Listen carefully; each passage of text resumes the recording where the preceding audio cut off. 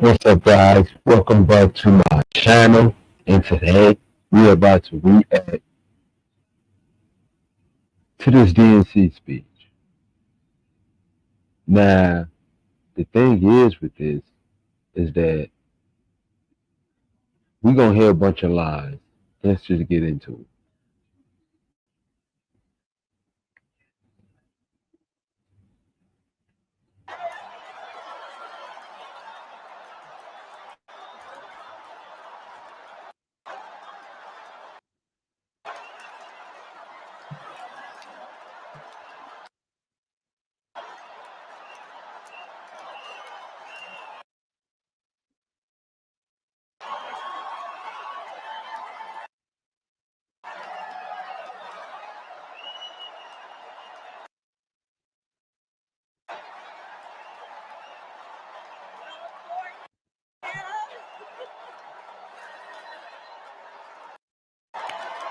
Good evening, everyone.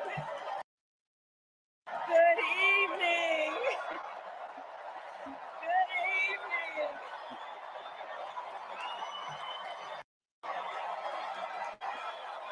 Oh my goodness. Good evening, everyone. Good evening. Good evening. Thank you. Thank you. Thank you.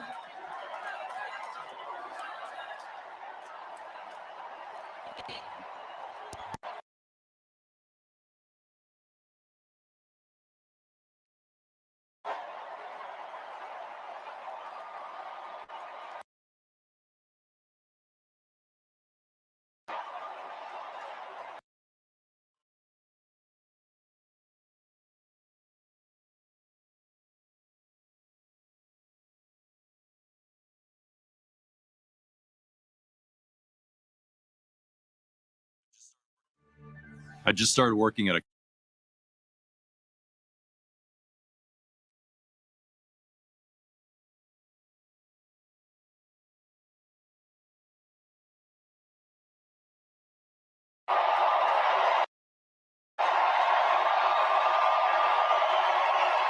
Good evening.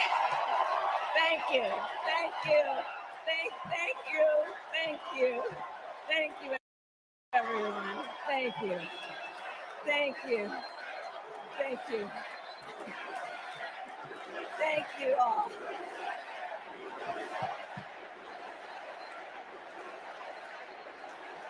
Thank you all. Okay, we got to get to some business. We got to get to some business. Okay, thank you all. Okay. Thank you, thank you, thank you, thank you, thank you, thank you, thank you. Please, thank you, please, thank you so very much. Thank you, everyone. Thank you, everyone. Thank you. Okay, let's get to business. Let's get to business. All right. So let me start by thanking my most incredible husband, Doug, for being an incredible partner to me, an incredible father to Cole and Ella, and happy anniversary, Dougie. I love you so very much. To our President Joe Biden, when I think about the path that we have traveled together, Joe, I am filled with gratitude. Your record is extraordinary, as history will show, and your character is inspiring. And Doug and I love you and Jill and are forever thankful to you both.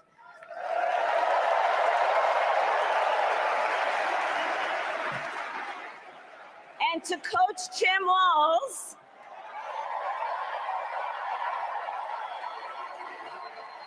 you are going to be an incredible vice president. You know that's a motherfucking lie. And everyone who has put your faith in our campaign, your support is humbling. So, America, the path that led me here in recent weeks was no doubt unexpected. But I'm no stranger to unlikely journeys. So, my mother, our mother, Shamala Harris, had one of her own, and I miss her every day, and especially right now. And I know she's looking down smiling. I know that. So my mother was 19 when she crossed the world alone, traveling from India to California with an unshakable dream. Here we go. The usual. Here we go. To be the scientist who would cure breast cancer. When she finished school, she was supposed to return home to a traditional arranged marriage. But as fate would have it, she met my father, Donald Harris, a student from Jamaica. They fell in love and got married, and that act of self-determination made my sister Maya and me. Growing up, we moved a lot. I will always remember that big Mayflower truck packed with all our belongings, ready to go to Illinois, to Wisconsin, and wherever our parents' jobs took us. My early memories of our parents together are very joyful ones. A home filled with laughter and music, Aretha, Coltrane, and Miles. At the park, my mother would say, "Stay close." But my father would say, as he smiled, "Run, Kamala, run. Don't be afraid. Don't let anything stop you."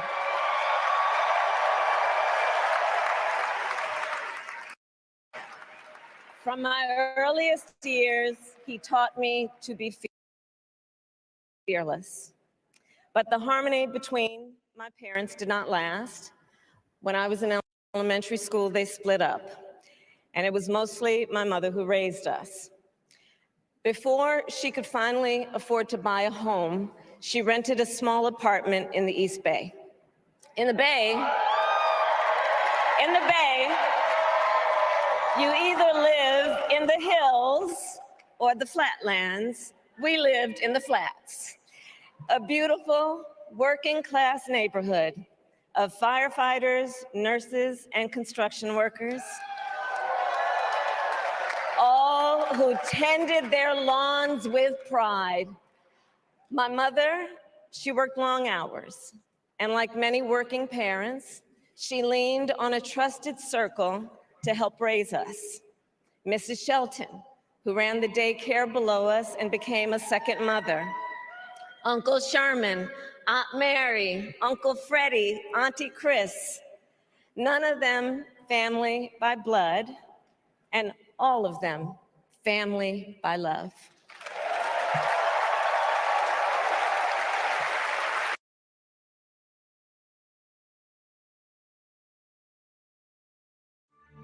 I just started working at a cutting-edge startup.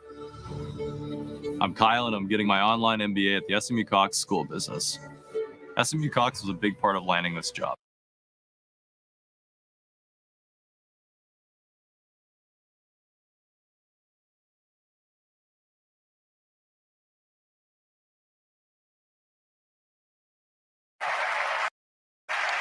Family who taught us how to make gumbo, how to play chess, and sometimes even let us win. Family who loved us, believed in us, and told us we could be anything and do anything. They instilled in us the values they personified: community, faith, and the importance of treating others as you would want to be treated, with kindness, respect, and compassion. My mother was a brilliant, 5-foot-tall brown woman with an accent. And as the eldest child,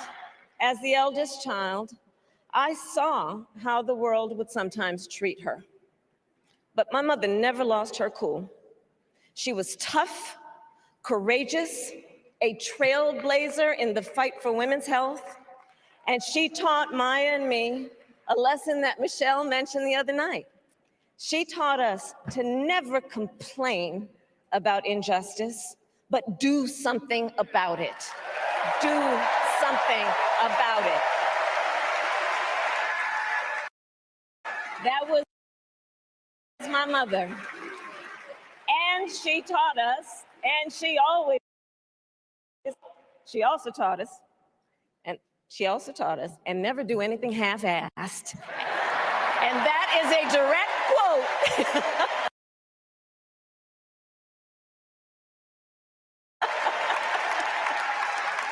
A direct quote. I grew up immersed in the ideals of the civil rights movement. My parents had met at a civil rights gathering, and they made sure that we learned about civil rights leaders, including the lawyers like Thurgood Marshall and Constance Baker Motley, those who battled in the courtroom to make real the promise of America. So at a young age, I decided I wanted to do that work. I wanted to be a lawyer. And when it came time to choose the type of law I would pursue, I reflected on a pivotal moment in my life. You see, when I was in high school, I started to notice something about my best friend, Wanda. She was sad at school, and there were times she didn't want to go home. So one day I asked if everything was all right, and she confided in me that she was being sexually abused by her stepfather. And I immediately told her she had to come stay with us, and she did. This is one of the reasons I became a prosecutor, to protect people like Wanda, because I believe everyone has a right to safety, to dignity, and to justice.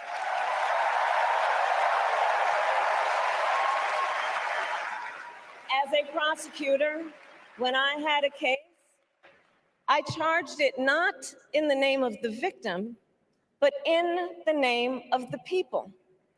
For a simple reason.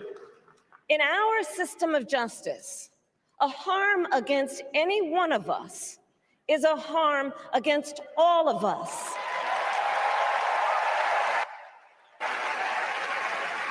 And I would often explain this to console survivors of crime, to remind them, no one should be made to fight alone. We are all in this together. And every day in the courtroom, I stood proudly before a judge and I said 5 words: Kamala Harris for the people.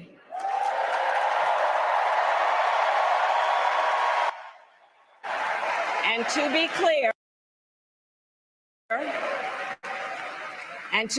my entire career, I've only had one client, the people. And so, on behalf of the people, on behalf of every American, regardless of party, race, gender, or the language your grandmother speaks, on behalf of my mother and everyone who has ever set out on their own unlikely journey, on behalf of Americans like the people I grew up with, people who work hard, chase their dreams, and look out for one another, on behalf of everyone whose story could only be written in the greatest nation on earth. I accept your nomination to be President of the United States of America.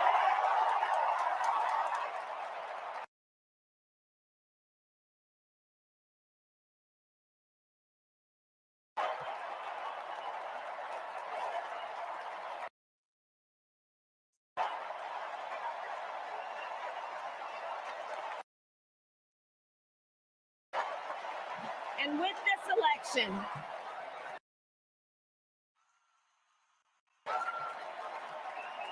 and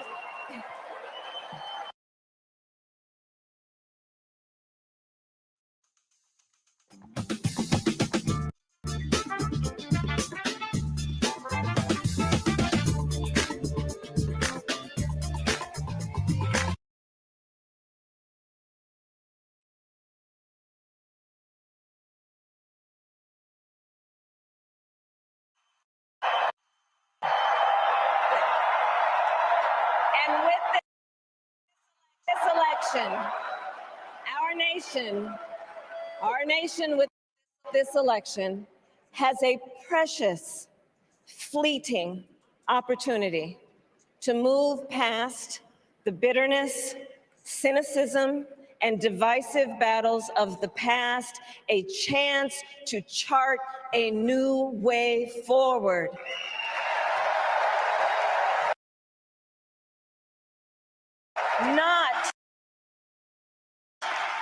Not as members of any one party or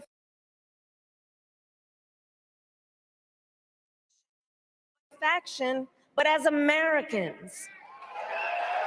And let me say, I know there are people of various political views watching tonight, and I want you to know, I promise to be a president for all Americans. You can always trust me to put country above party and self, to hold sacred America's fundamental principles, from the rule of law to free and fair elections to the peaceful transfer of power.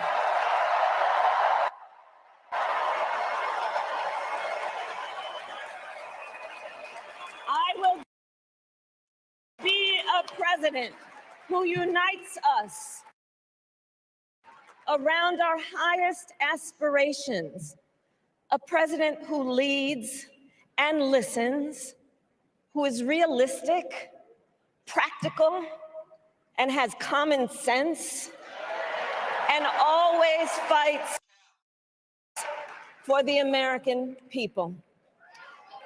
From the courthouse to the White House, that has been my life's work. As a young courtroom prosecutor in Oakland, California, I stood up for women and children against predators who abuse them. As Attorney General of California, I took on the big banks, delivered $20 billion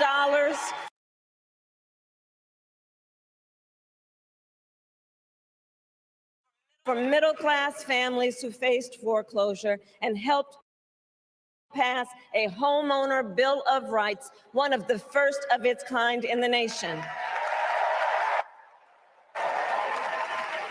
I stood up for veterans and students being scammed by big for-profit colleges, for workers who are being cheated out of their wages, the wages they were due, for seniors facing elder abuse. I fought against the cartels who traffic in guns and drugs and human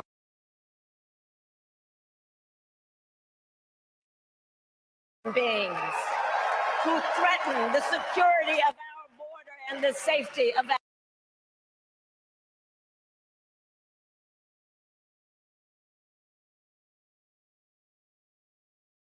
our communities.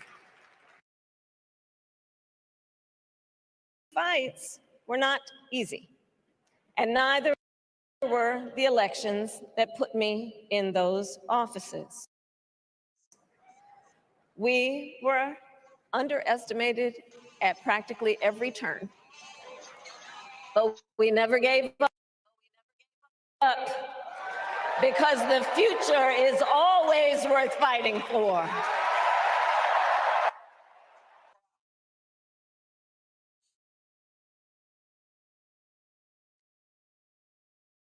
Anyone order trips up to 30% off?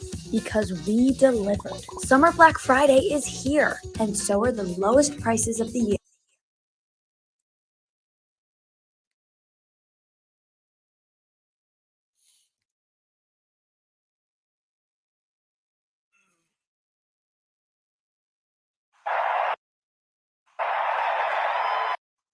And that's the fight we are in right now. A fight for America's future.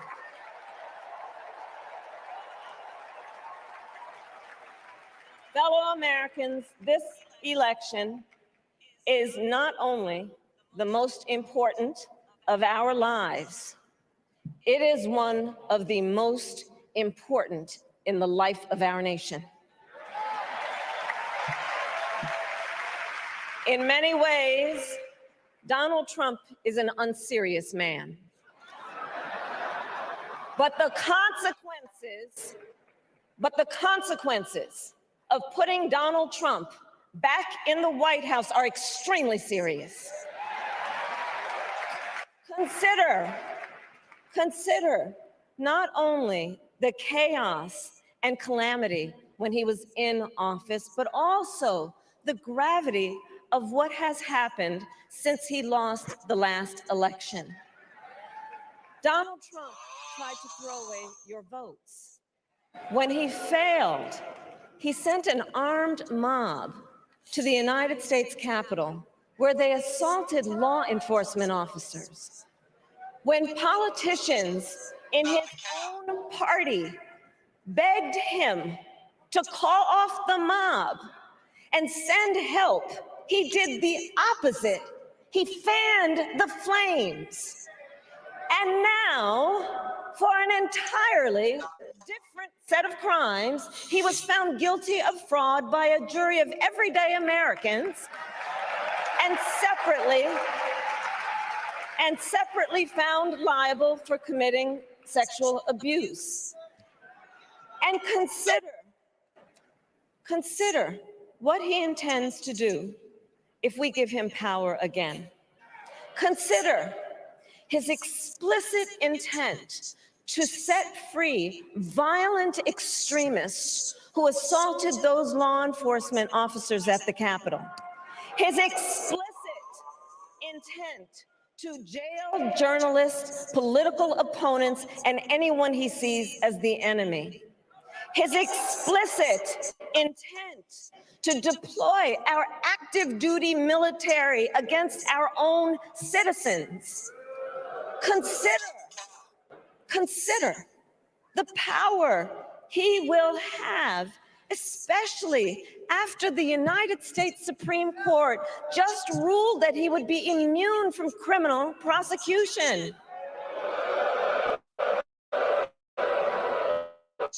Just imagine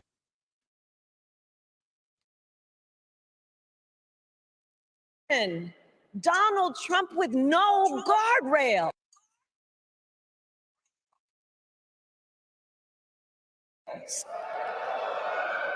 And how he would use the immense powers of the presidency of the United States, not to improve your life, not to strengthen our national security, but to serve the only client he has ever had, himself.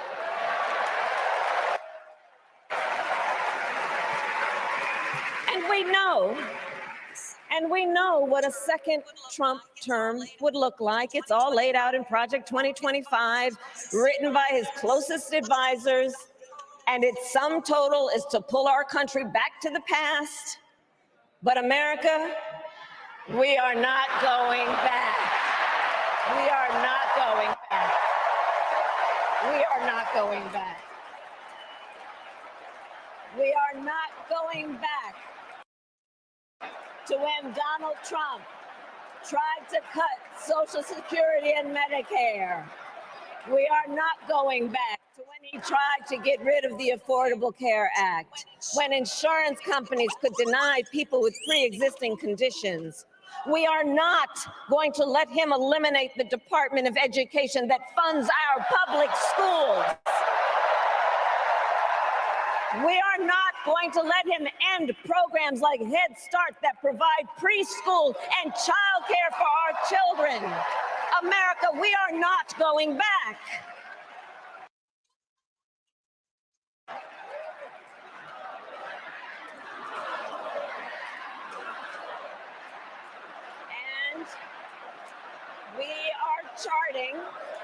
And we are charting a new way forward to a future with a strong and growing middle class, because we know a strong middle class has always been critical to America's success. And building that middle class will be a defining goal of my presidency.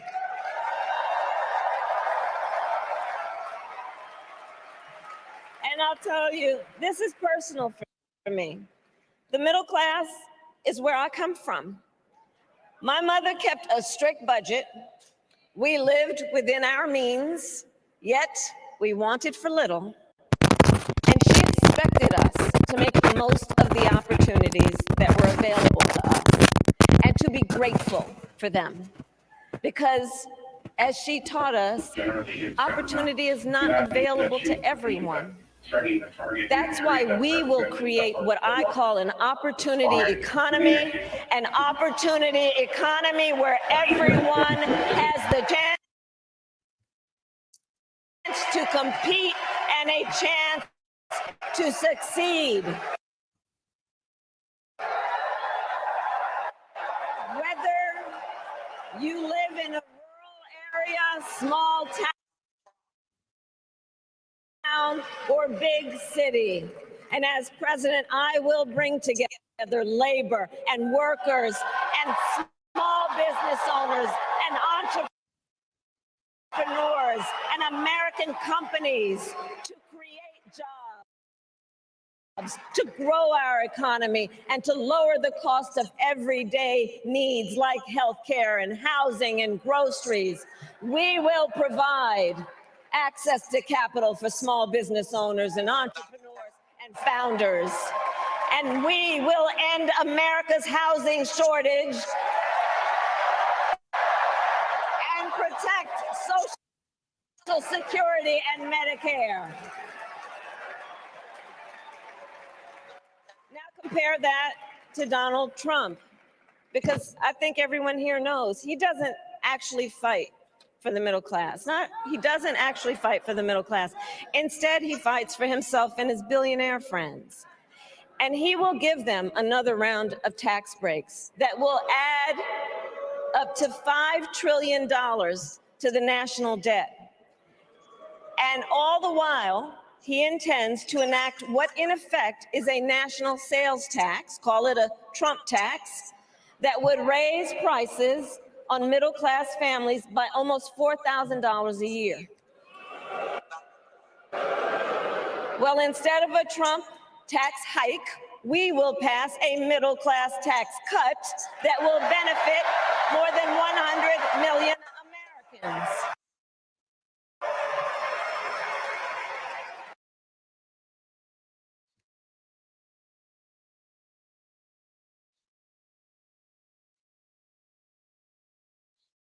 With managed hosting from Nexus, we know you'll never say, I love when our site crashes during the biggest sale of the year. because you don't. I love calling.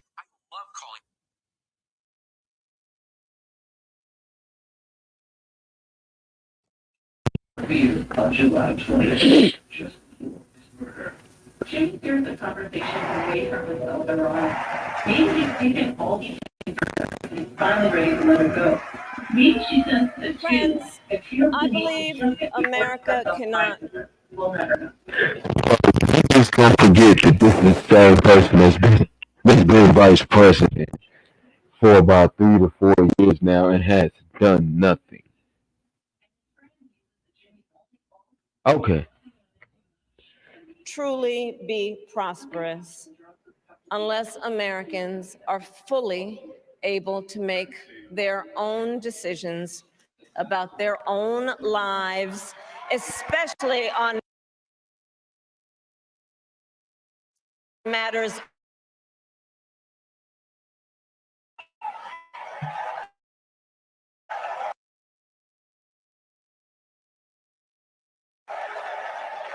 but tonight in America, too many women are not able to make those decisions. And let's be clear about how we got here. Donald Trump handpicked members of the United States Supreme Court to take away reproductive freedom. And now he brags about it. In his words, quote, "I did it and I'm proud to have done it," end quote. Well, I'll tell you, over the past 2 years, I've traveled across our country, and women have told me their stories. Husbands and fathers have shared theirs.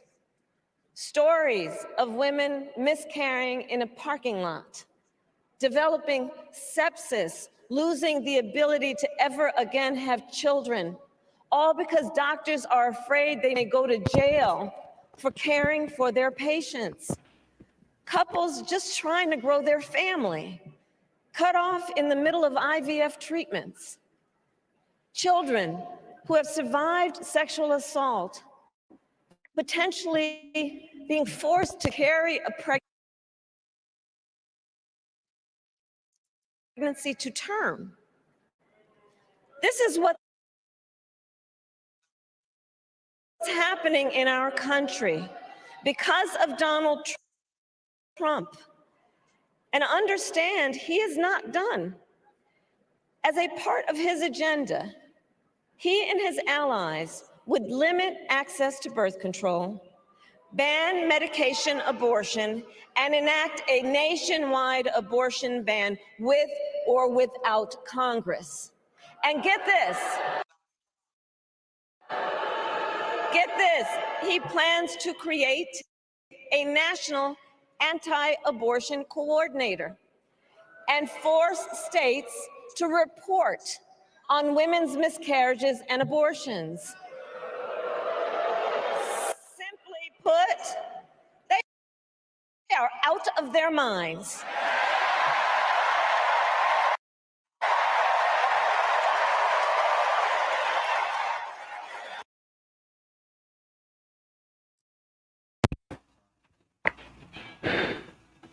So pretty much, he did another lie. I don't even want to watch the rest of this doggone video. But that's all for tonight, people. Like, comment, and subscribe, and see you next time.